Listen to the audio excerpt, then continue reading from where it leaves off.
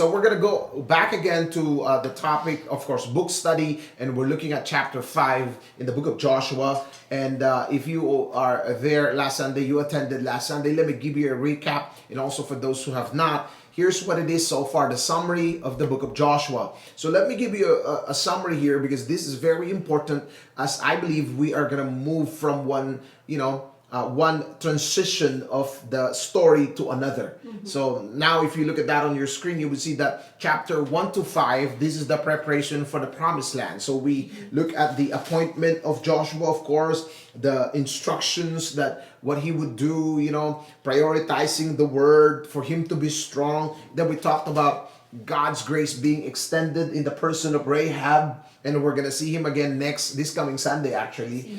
Very exciting about that. Okay. And now after that, we talk about before crossing the Jordan. Now they have crossed the Jordan, the stone of remembrance that was given to them. God instructed them to put these 12 stones for them to remember who God is. And now we move to chapter 5. This is all in continuation, Jen, from chapter 3, 4, and 5. This is all coming together. So from the time that, imagine if this is the river, chapter 3 is that when they are about to cross the river, and then 3 as well as they were crossing the river, and 4 is in the process of that, and then 5 would be after crossing the river. There's a lot of preparation, and again, the most important thing that you need to understand here is that there's instructions for spiritual preparations before starting the war or conquest, which is the conquest of the promised land. Before the actual battle begins, God has been preparing his people.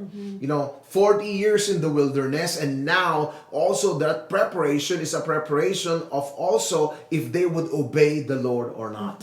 This is all preparation if they would really obey and trust God, because the previous generation really failed in trusting and obeying the Lord. That's why, if you could, we were reading that in chapter 4, that previous generation actually were wiped out, actually here in chapter 5 rather. So that God raised a new generation, and now they were being tested if there would be a generation that would obey and trust the Lord. As we could see so far, they have been obeying and trusting God, which is a good news. And then after that, of course, the distribution of the land, chapter 13 to 22, and then the farewell. We're going to talk about this, but yet, here's what it is. 2 things when we look at this, of course, asking the whole, after all of that, 2 things in chapter 5. Number 1 is this, that is the circumcision. We talked about this last Sunday. I don't want to do but this is all about you being marked for the Lord, set apart for God. The mark on that cutting of the foreskin is removing the reproach, the shame. And also that they celebrated the Passover. And the Passover is the celebration. Remember, before they went out of Egypt, when they killed the lamb, put the blood on the doorpost, and the angel of death came, pass over them. And that's why they were saved, and God delivered them, out of the hands of the Egyptian. That's from slavery to freedom. So now, but there are 2 events actually is very significant and important to these people. But yet here's what I wanted to highlight. We're going to look at verse 11 and 12, because after the circumcision, after the celebration of the Passover, there are 2 things here that was highlighted. All right, and I want to focus on that, starting on verse 11. The day after the Passover, the very day, look at that very day. So the day after the Passover, the celebration, that very day, they ate some of the produce of the land. And unleavened bread and roasted grain. So very, very specific on what was mentioned here. And in verse 12 as well, the manna stopped the day after they ate this food from the land. Very important, because the manna is the food. What is it actually? It's the actual translation. It's like the description, of course, is like a coriander wafer that God would feed his people for 40 years. But that stopped, and there was no longer any manna for the Israelites, but that year they ate of the produce of Canaan. So right after, the writer which is highlighting this for us. And I believe that this is very important, because what it signifies signifies is that there is a turning point here that is happening. So if you want to open your Bible, it's very clear. So 11, there is somehow a turning point that is taking place. An epoch, for if you wanted to be more theological, a transition, an epoch, a change. All right? And there was something before, and there was new things that is happening. It seems like what is going on here is that the writer is also presenting us there is a new season that is unfolding. So if that's the case, then, so what do we need to learn from these two verses based on, of course, we have to stay within the context of the story.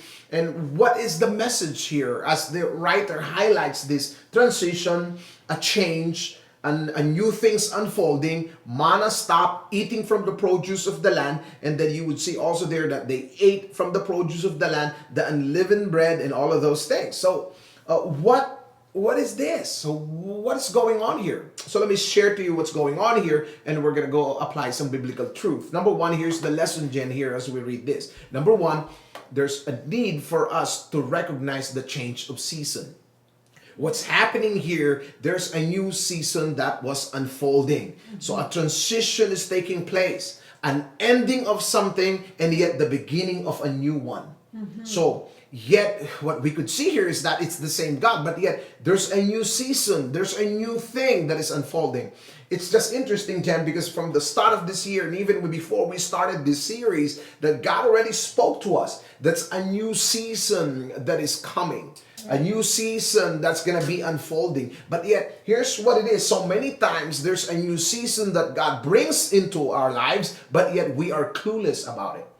Because we don't recognize the signs. But yet, the sign here is very clear. What are the signs? The manna stopping. Okay, also eating of the produce of the land. There's like the provision somehow has been changing from manna to the produce of the land. So also there's a change of geography from the other side of the Jordan now to the promised land. So it was mentioned here, the produce of the land, no longer from the other side, but now it's here. So why is this important? Let me just share this to you guys, and I want you to listen very well, because I believe, because most of the time we miss this as Christians, the timing, the season. First, this is very important because the Bible itself says this, that, you know, in Ecclesiastes chapter 3 verse 1, for everything there is a season, a time for every activity under heaven. For some translation would say that there's a time and season for everything. Chronos and season. There's time. So there's that timing that comes that we need to understand. Sometimes you just, timing is essential for you to be able to appropriate victory or experience breakthroughs. Time, season. But yet we fail that. Sometimes if we go ahead of God, that's missing timing. If we lag behind, that's also missing timing. And we talked about seasons in life. Also what you need to do in different seasons. Perfect example, winter, spring, summer, and fall. All you got to do is call. So in summertime, just like right now, you can't be wearing some winter clothes because you are gonna burn. So you're not wearing winter clothes, you're good. So, but it's a little, not summery, yeah. But yet, that's what it is. So there's that. The message here is that the recognition of the time. The text was bringing us to that. There is a changing of the end of something and a beginning of a new one. I have experienced this many times in my life, Jen, where things are ending and there's God's birthing or opening a new door, a new season in my life. So many times I have missed those. That's why sometimes, I'm going to explain that later, that we've been living in the in the past season, not embracing the new season. And in every new season, there's going to be some things that's going to be not going to work and will work.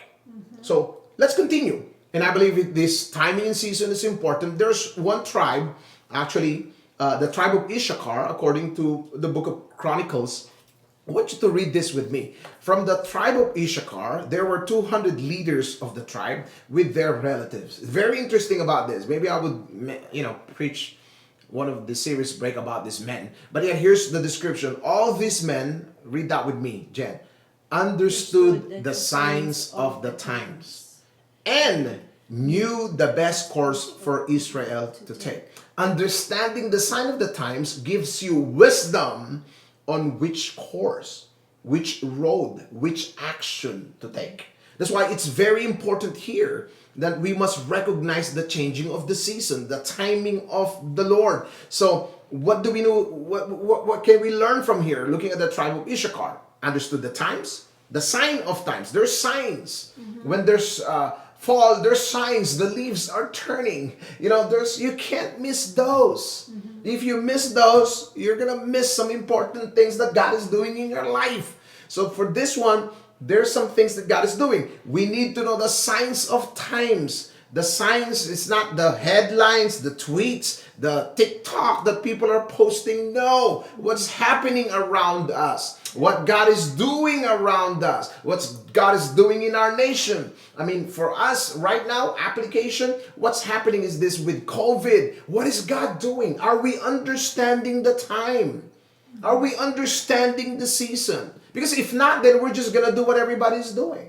That's why for us, why did we choose August 1st? It's not because we're saying that if you open late, that everything is going to fall into pieces, and those who open early, there's something wrong with them. No, because everybody is what? Praying and sensing God's timing. That is very crucial.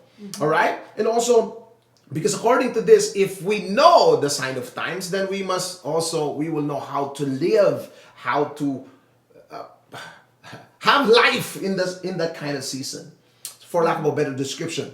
So we will know how to act, we will know how to respond. Okay, we will know also how to live within that moment. So a good example is this, and I believe what I was reading. You know me, I love leadership and leadership situations. Like for example, if you're a household in your family, there's time and seasons. When your kids were smaller, there are different things. You do different things. When my kids were 3-4 years old, or 4 and 1, there's some things that we do differently. Now they're older, 22 and 18. By the way, it's my daughter's birthday tomorrow. So here's what it is. Things, the way we plan our vacation, the way we do things is different because the seasons have changed. If your kids are 22 and 18 and you're treating them as 4 and 1 year old, then you're gonna have a problem because you have not recognized the changing of the season. Right. Yes. Jen, you want to respond on that? Yeah, well, as you were talking, I just, in my head, I just wrote here, the end of something does not always mean it's a bad thing. It's a bad thing. Because, to be honest with you, for me, when something ends, it feels like it's a negative. There's a negative thing that's connected to it. And while you were talking, I just realized we shouldn't have that perspective of when things starts changing or when a season ends. We shouldn't feel negatively about it or look at it in a negative light. We should actually be excited because the end of one thing means there's a going new to be beginning. a new thing that's going to happen next. Yeah, just like what Sal Snow said, there are times God closes some doors to open another good opportunities for His great purpose. So that's why sometimes when we look at we got fired in a job, of course that's negative. But if you've not done anything wrong, I mean, maybe God is closing that season and opening a new one. Yeah. But of course, if you got fired because you're lazy, because you're not coming on time, that's a different story. Those are not times. Those are consequences. There's not. So what we're reading here is not a consequence. This is time and season changing. Yeah. So all right. So I want to finish this. So there's so much more things that I want to say. So but I'm pressed on time. Here's the next one. Because of the changing of the season, here's what you need to understand. What worked before may not work now. Very important. Right. What worked before may not work now. This is very important because sometimes God, let me just go read the text and before I explain. The manna stopped the day after they ate the food from the land. So the manna was working for 40 years. And then suddenly God says, No more. Because what happened was there was no longer any manna for the Israelites. So if you're looking for manna, when God says no more manna, then you're going to be spending your time being frustrated looking for something that God already stopped. Because what worked before may not work now. What worked in a particular season may not work now. So as you could see, it's very clear. There was no longer manna. But that year, they ate the produce of the land. No longer manna, but yet there's a new thing that God did. Just like what you've said, it's the ending, but yet there's the beginning. Right. Right? So this is the same manna that they ate for 40 years. And sometimes here's the challenge, Jen. We get familiarized with the blessing. We get familiarized with the miracles. We get familiarized with a certain way that God moved. But yet sometimes we camp on those and we just, Lord, you have to move this way because this is how you moved before. Never. Because God is God. Yeah. And I think most Christians are like that. So, Lord, I prayed 30 minutes and you came. So it's going to be this particular 30 minutes at this particular text, at this particular place. And no. Right. Maybe yes, for a season, but sometimes God is going to go change that because sometimes we get trapped with the whole regimen of things, but yet we're sometimes forgetting the one who brought us there. So this is very important, Jen. What worked before may not work now. So when you look at your life today, maybe you're frustrated because you are still looking for some manna, the way God would gonna provide for you. Because every morning they would wake up and they're not doing anything. They're just gonna go out and pick up some, manna, right? They would go to the field and pick up, and of course you cannot store it overnight because every day there's a fresh manna. That's the bread from heaven. And then people are still stubborn. Some of them would hide and it gets rotten the next day. But yet this time, guess what? For 40 years, every time you wake up, there's food. This time it's different. You have to go out and gather some fruits. This time, the other times, you're just picking out on the ground. This time it's, are you reading what I'm reading? Yeah. They ate the produce of the land. Before. Exactly. Yeah. So going back to verse 11, look at what it says here. It says that, the same produce of the land, unleavened bread and roasted grain in verse 11. What do you mean by that? They have to, what? Cook the food.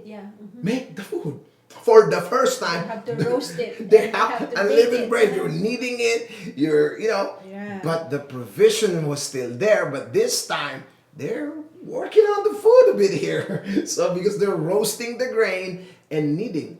Maybe for your season, the provision is just there, whatever. But this time, maybe, it doesn't mean that God is not going to provide, but maybe God is training you something here.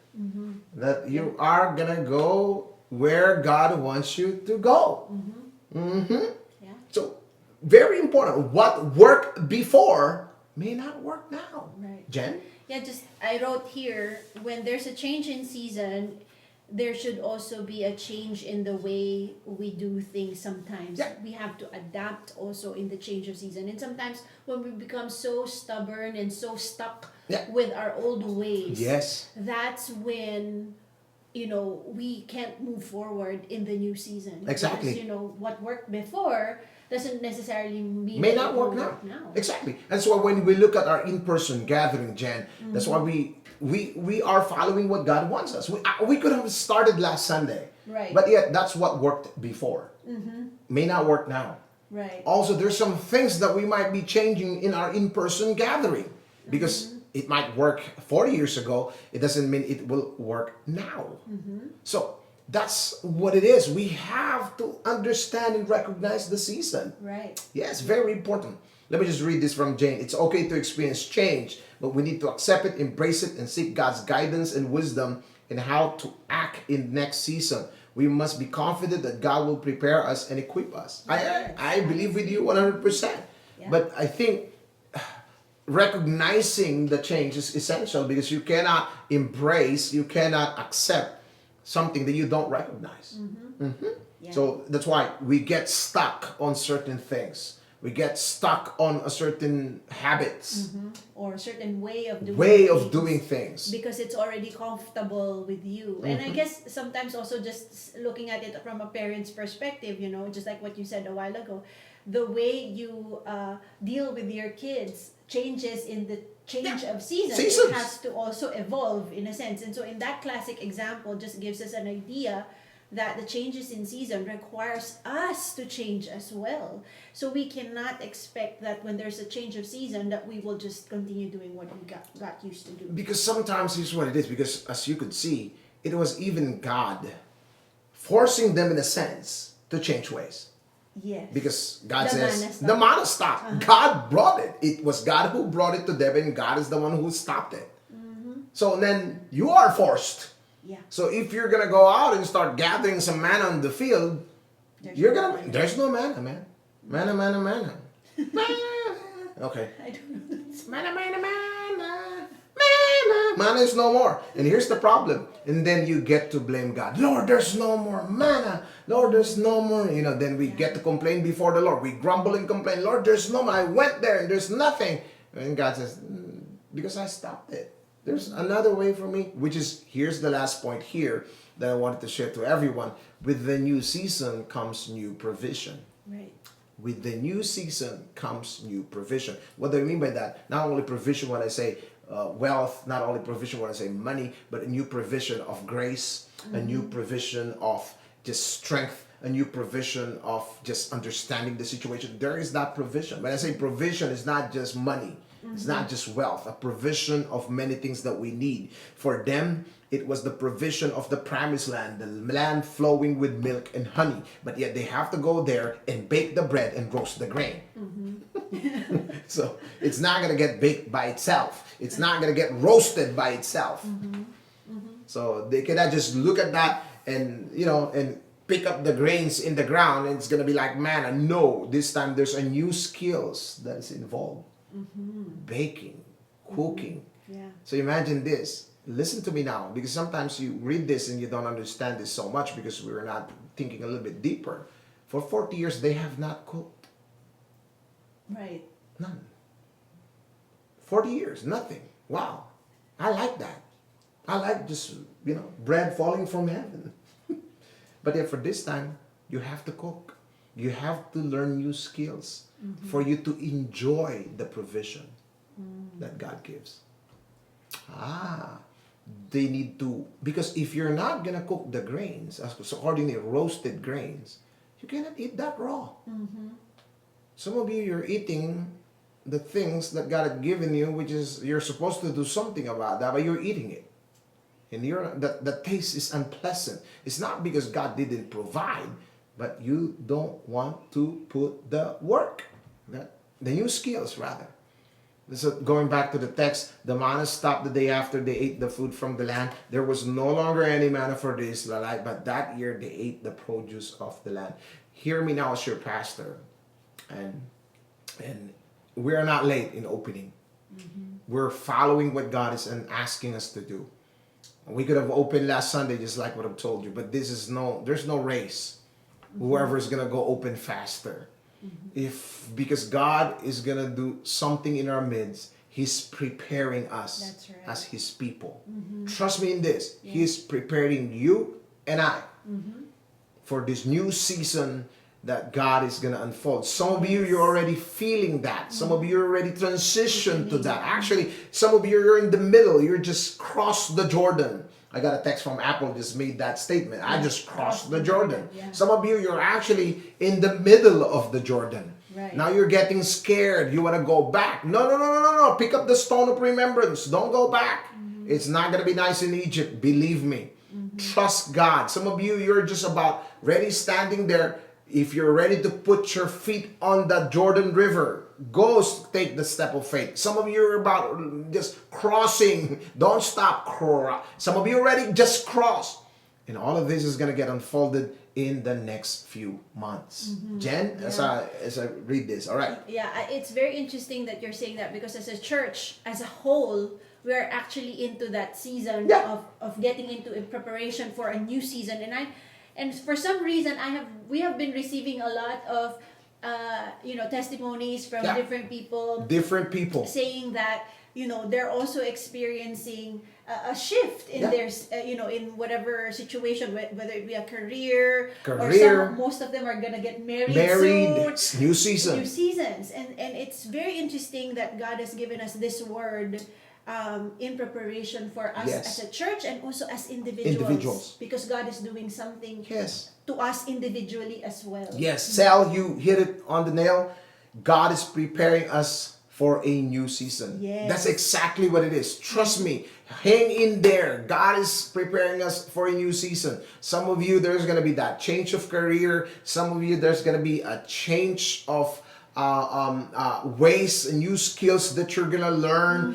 Some of you, you're gonna be doing things for the very first time. Yep, there's a new season unfolding. Some of you, there's gonna be breakthroughs for family members that you've been praying for to be saved. They're gonna get saved, and there's this new season, and I believe God is preparing all of us for that. So just don't be impatient. Yes. That's why understanding and recognizing the time is very important. Yeah. Let me just read this from Penn. Sometimes we have to leave everything we are used to have in comfort behind in order to move forward. What we were comfortable then could be a baggage to enjoy new blessings. Yes. I agree with you, Penn. 100%. Maybe this COVID is just teaching us to what? To declutter, to throw off those excess things that really doesn't matter, but yet we have prioritized in our life.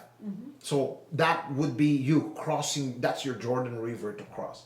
But nonetheless, yes, a new provision, but yet same God who provides, same God who guides, same God who protects, same God who is what? Good. Loving kindness of the Lord.